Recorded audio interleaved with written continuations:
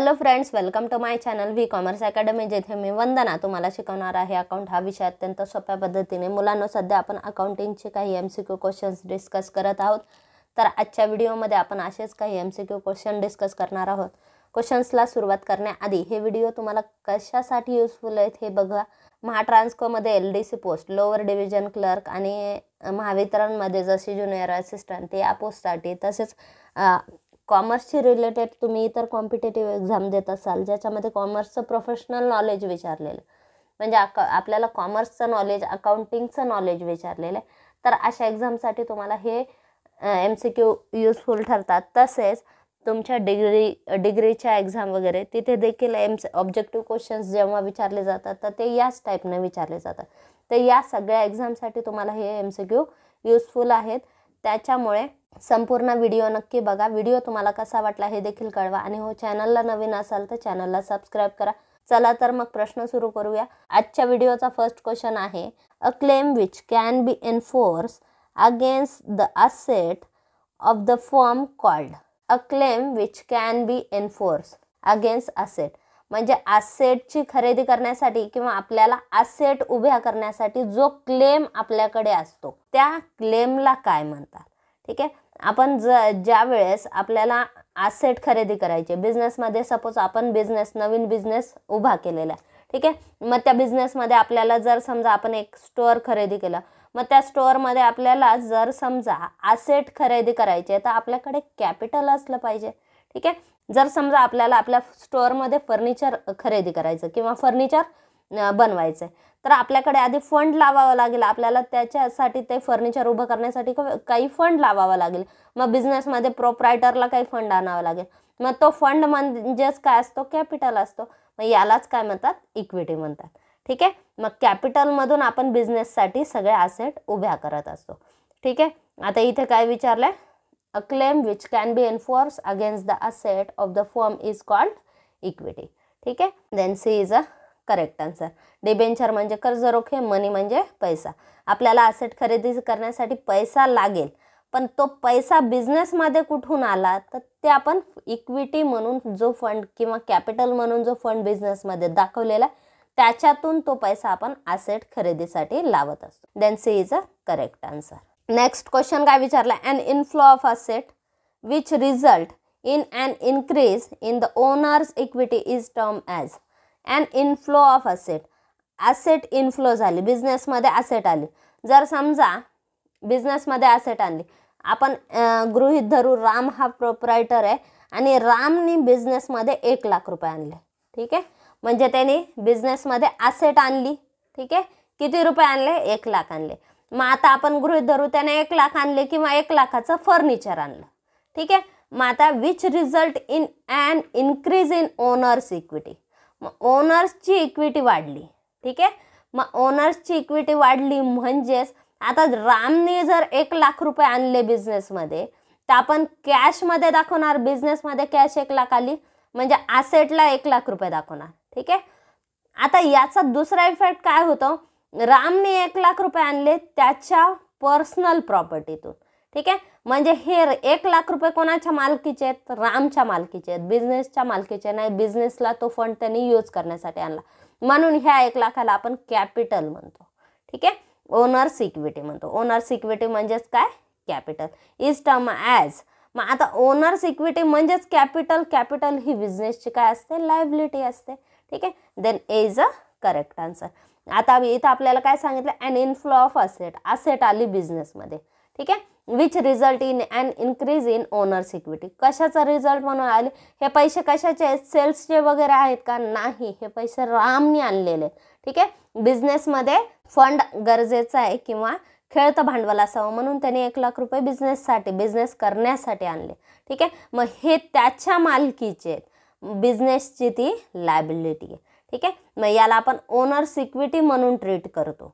ठीक आहे, म्हणजेच याला आपण कॅपिटल म्हणून ट्रीट करतो आणि कॅपिटल ही बिझनेसची लायबिलिटी असते। ठीक आहे, ती ओनरची, रामची वैयक्तिक प्रॉपर्टी आहे। ठीक आहे, पर्सनली ती रामची प्रॉपर्टी असली तरी बिझनेसची ती काय? लायबिलिटी। आणि आपल्याला अकाउंटिंग कन्सेप्ट काय सांगतात? Separate business entity concept, business and owner are separate. ठीक आहे, बिझनेस वेगळा आणि बिझनेसमॅन वेगळा। ठीक आहे, त्याच कन्सेप्ट अंतर्गत हे जे 1 लाख हे रामची असेट आहे, पण बिझनेसची ती काय आहे, लायबिलिटी आहे. ठीक आहे, then A is a correct answer. त्यानंतर next question, any written document in support of business transaction is called. Any written document. ठीक आहे, आपण वस्तू खरेदी केल्या त्याची आपल्याकडे पावती आहे. बिझनेसमध्ये वस्तू खरेदी केल्या त्याची पावती आहे. ठीक आहे, एखादा एक्सपेंडिचर पेड केलं त्याची पावती आहे. स्टेशनरी परचेस केली त्याची पावती आहे. तर ह्या सगळ्या पावत्या, किंवा आपण सेल्स केले, सेल्सचे आपल्याकडे सेल्स बुक आहे, सेल्स बुकमध्ये आपल्याकडे रेकॉर्ड आहे, बिल बुक आहे. ठीक आहे, मग हे जे रिटर्न डॉक्युमेंट आहेत की ट्रान्झॅक्शन झाली, याचा एक लीगल एव्हिडन्स जो असतो, तर त्याला काय म्हणतात, त्याला म्हणतात वाउचर. ठीक आहे, अकाउंटिंगमध्ये any written document in support of business transaction, बिझनेसमध्ये ट्रान्झॅक्शन झाली हे सिद्ध करणारा दस्तऐवज, याला काय म्हणतात, वाउचर. ठीक आहे, then A is a correct answer, accounting voucher. Voucher म्हणजे काय, आपण अकाउंटिंग मेंटेन कशाच्या बेसवर करतो, रिटर्न डॉक्युमेंट्सच्या पुराव्याच्या आधारे अकाउंटिंगमध्ये रेकॉर्ड मेंटेन केले जातात. ठीक आहे, त्यामुळे अकाउंटिंगमध्ये जेवढ्या ट्रान्झॅक्शन रेकॉर्ड केल्या सगळ्याचा लीगल एव्हिडन्स असतो, आणि तो लीगल एव्हिडन्सलाच काय म्हणतात, अकाउंटिंग वर्ड्समध्ये त्याला म्हणतात वाउचर. आता ह्याच्यामध्ये तुम्हाला वाउचर म्हणजे काय, टाइप्स ऑफ वाउचर, हे देखील अकाउंटिंग प्रोफेशनल नॉलेजमध्ये महत्त्वाचं आहे. Then answer is voucher. ठीक आहे, अकाउंट म्हणजे काय, आपण जे रेकॉर्ड मेंटेन करतो ते बिझनेसमध्ये जे ट्रान्झॅक्शनचे सगळे रेकॉर्ड्स असतात, सिस्टमॅटिक रेकॉर्ड्स असतात, त्या सगळ्याला अकाउंट म्हणतात.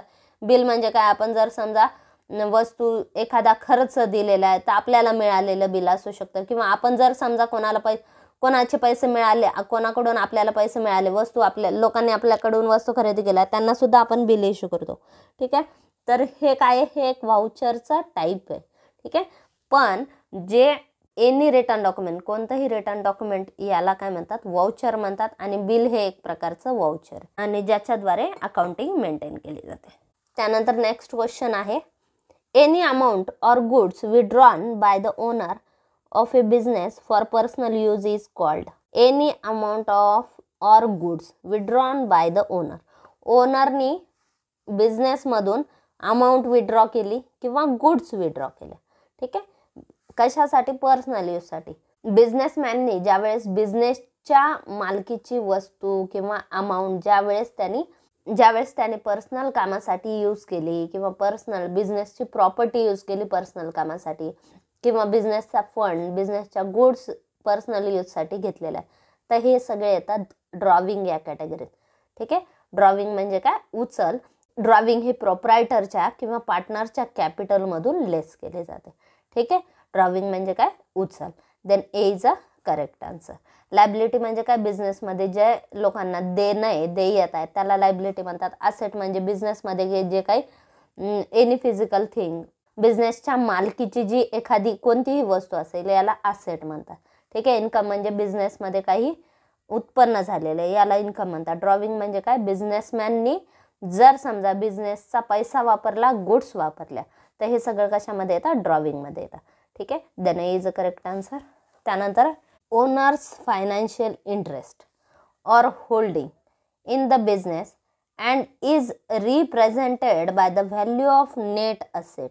टोटल नेट असेट, मग सूत्र काय त्याचं, total asset less liabilities is term as. आता या ठिकाणी काय सांगितलं, ओनर्स फायनान्शियल इंटरेस्ट. ठीक आहे, ओनर्स फायनान्शियल इंटरेस्ट म्हणजेच बिझनेसमॅनचे जे पैसे गुंतलेले आहेत व्यवसायामध्ये. ठीक आहे, फायनान्शियल इंटरेस्ट म्हणजे त्याचे आर्थिक हितसंबंध, म्हणजेच त्याचे थोडक्यात पैसे किती गुंतलेले आहेत व्यवसायामध्ये. ओनरचे पैसे व्यवसायात किती गुंतलेले आहेत यालाच आपण शॉर्टमध्ये एक वर्ड वापरतो, कॅपिटल. ठीक आहे, होल्डिंग म्हणजे त्याच्या मालकीचा पैसा, ओनरच्या मालकीचा पैसा.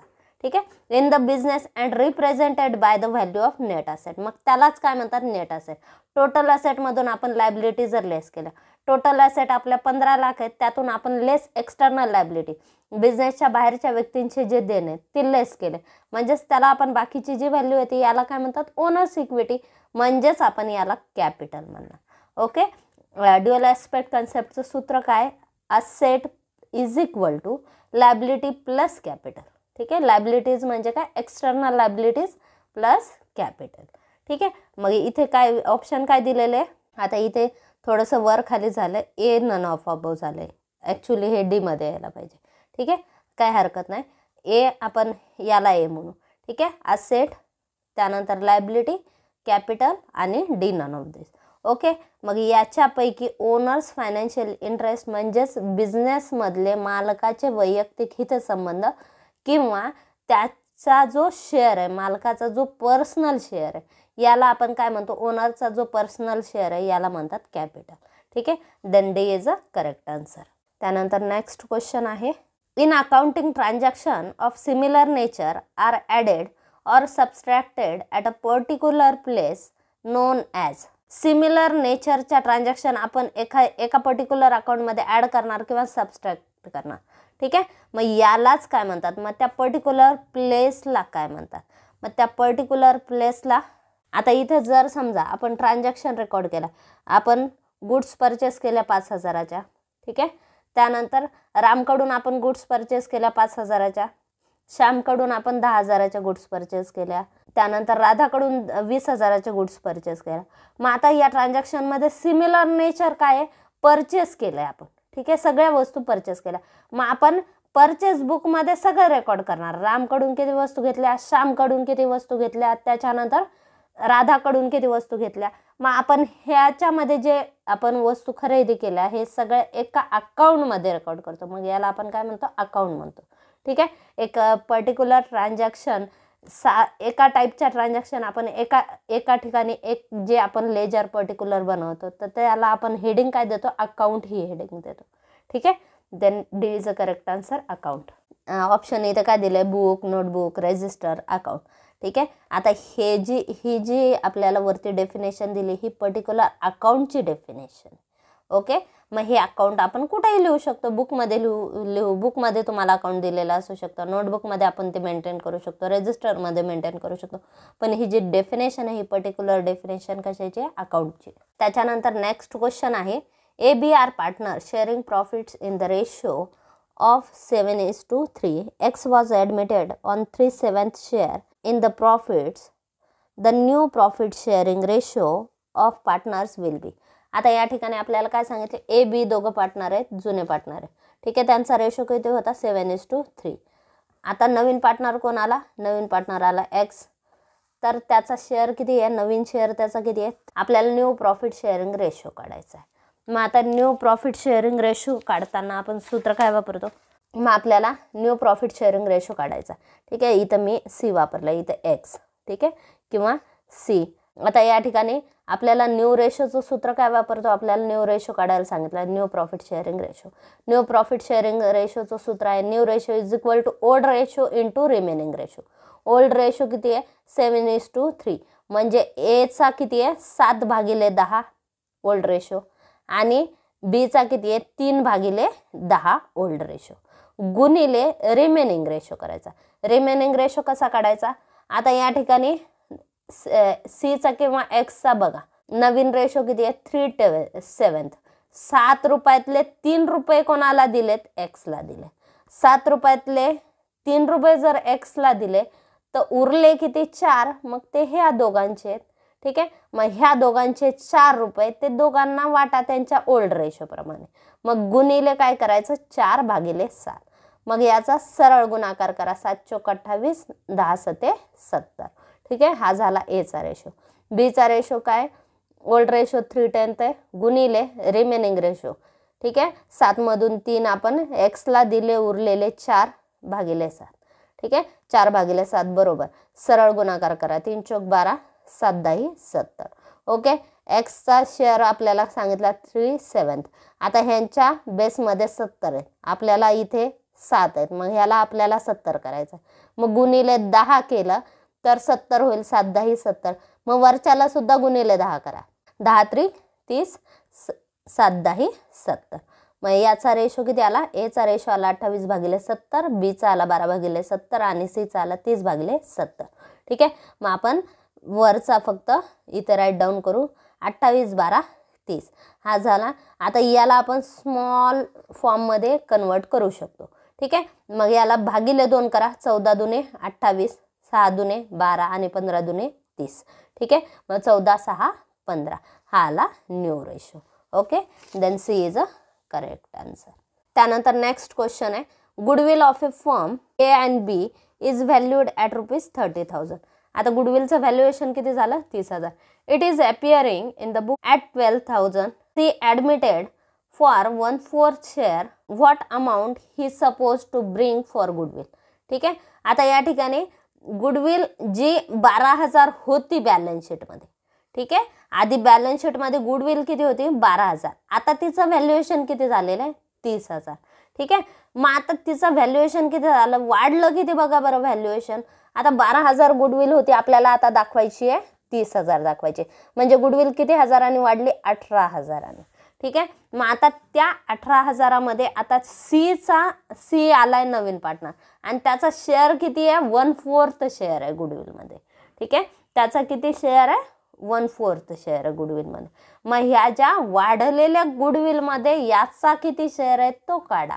ठीक आहे, मग ह्या 30,000वर काढायचं नाही 1/4 आणि आपल्याला 12,000वर पण काढायचं नाही, आपल्याला काढायचं 18,000. 12,000 गुडविल बॅलन्स शीटमध्ये किती होती? 12,000. आता वाढली किती? 18,000 आणि आता ती वाढली आणि आता किती दाखवली आपण? ती 30,000 दाखवली. ठीक आहे, मग सीचा शेअर किती आहे? 1/4 शेअर. 30,000 गुडविल आपल्याला दाखवायची. ऑलरेडी बॅलन्स शीटमध्ये किती आहे? 12,000 आहे. मग वाढलेली किती आहे? 18,000 वाढली. इन्क्रीज किती झाली? 18,000. मग ह्या 18,000मध्ये 1/4 शेअर कोणाचा आहे? सीचा आहे. ठीक आहे, मग या 18,000मध्ये 1/4 काढा. 18,000 गुणिले 1/4 करा. किती येतं? 4,500. आपल्याला प्रश्न काय विचारला होता? Goodwill of a firm A and B is valued at 30,000. It is appearing in the books of at 12,000. C is admitted for 1/4 share. What the amount he is suppose to bring for goodwill. ठीक आहे, आपल्याला goodwill सांगितली आहे की goodwill balance शीटमध्ये 12,000 appearing आहे सध्या. आता तिचं व्हॅल्युएशन आपण 30,000 केलं आहे, म्हणजेच वाढलेली गुडविल किती आहे? 18,000 वाढले. मग याच्यातला या 18,000तला 1/4 शेअर कोणाचा आहे? याचा सीचा 1/4 शेअर किती आहे? 4,500. Then B is a correct answer. त्यानंतर next, depreciation of an intangible asset is called as. Depreciation of an intangible asset. Intangible asset म्हणजे कोणत्या? गुडविल, पेटेंट, ट्रेडमार्क, ह्या सगळ्या इंटेंजिबल असेट आहे, अदृश्य संपत्ती. फिक्स असेटचे 2 टाईप असतात. ठीक आहे, फिक्स असेटचे 2 टाईप, टँजिएबल आणि दुसरं इंटँजिएबल. ठीक आहे, दुसरं काय असतं? इंटँजिएबल. आता टँजिएबल म्हणजे ज्या फिक्स असेट आपण पाहू शकतो याला टँजिएबल फिक्स असेट म्हणतात आणि त्याच्यामध्ये जी झीज होती त्याला म्हणतात डेप्रिसिएशन. ठीक आहे, आणि ज्यावेळेस इंटँजिएबल असेट असतात, फिक्स असेटचं दुसरा टाईप आहे intangible asset, goodwill, patent, trademark, आणि त्याच्या किमतीमध्ये जी झीज होते याला म्हणतात ॲमॉर्टायझेशन. ओके, ॲमॉर्टायझेशन. ऑप्शन काय दिले तुम्हाला? Depreciation, decrease, increase, amortization. ठीक आहे, असेटच्या किमतीमध्ये ज्या वेळेस झीज होते पण त्याला पर्टिक्युलर डेफिनेशन, पर्टिक्युलर वर्ड काय असतो? ज्यावेळेस असेटच्या किमतीमध्ये डिक्रीज होते, घट होते, याला म्हणतात डेप्रिसिएशन. टँजिएबल असेटच्या बाबतीत डेप्रिसिएशन वर्ड यूज केला जातो आणि इंटँजिबल असेटच्या बाबतीत ॲमॉर्टायझेशन हा वर्ड यूज होतो. ठीक आहे, then D is a correct answer. Next question आहे, the current ratio is 3:2 and the amount of current liabilities 40,000. What is the amount of current asset. आता या ठिकाणी करंट रेशो आपल्याला 3:2 सांगितला. ठीक आहे, आणि 3:2 रेशो सांगितला आणि लायबिलिटी किती सांगितलं? 40,000. म्हणजे आपल्याला जर समजा रेशो किती सांगितला? 3:2, म्हणजे आपल्या असेट किती आहेत? 3 आणि लायबिलिटी किती आहेत? 2. ठीक आहे, मग ह्या ज्या 2ची व्हॅल्यू आहे ही आपल्याला सांगितलेली. ठीक आहे, 2ची व्हॅल्यू किती सांगितली? ह्या 2ची व्हॅल्यू आपल्याला 40,000 सांगितली. मग याची व्हॅल्यू आपल्याला माहिती नाही.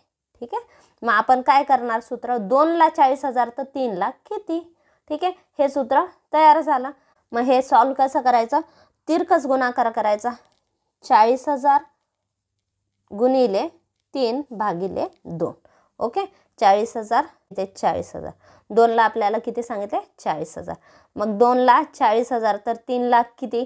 हे आपलं सूत्र तयार झालं. मग क्रॉस गुणाकार करायचा. 3 गुणिले 40,000 भागिले 2. ठीक आहे, 40,000 गुणिले 3/2 किती झालं बघा? 3 किती आलं? 60,000.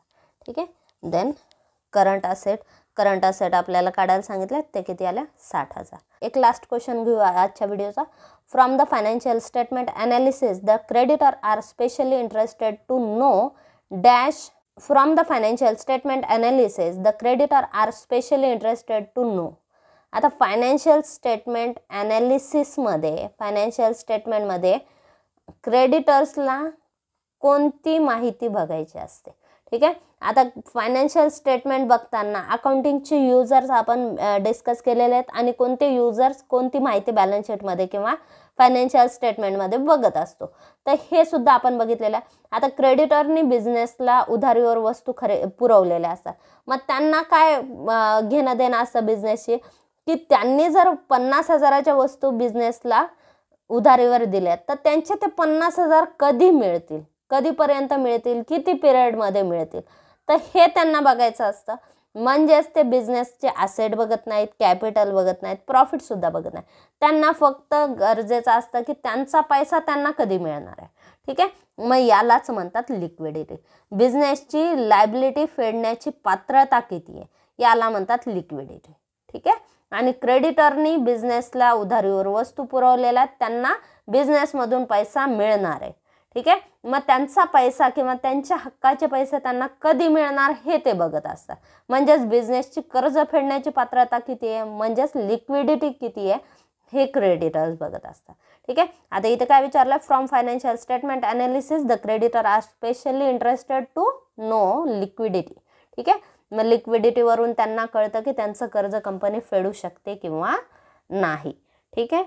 आता इथं ऑप्शन काय दिलेलं, प्रॉफिट, असेट, शेअर कॅपिटल, ठीक आहे. क्रेडिटरला प्रॉफिट, कंपनीचा प्रॉफिट किती आहे, असेट किती आहे, शेअर कॅपिटल किती आहे ह्याच्याशी काही देणं घेणं नसतं. त्यांना फायनान्शियल स्टेटमेंटद्वारे त्यांचे पैसे कधी मिळणार हे बघायचं असतं आणि त्यामुळे ते फक्त लिक्विडिटी बघत असतात, बिझनेसची लिक्विडिटी किती, ठीक आहे.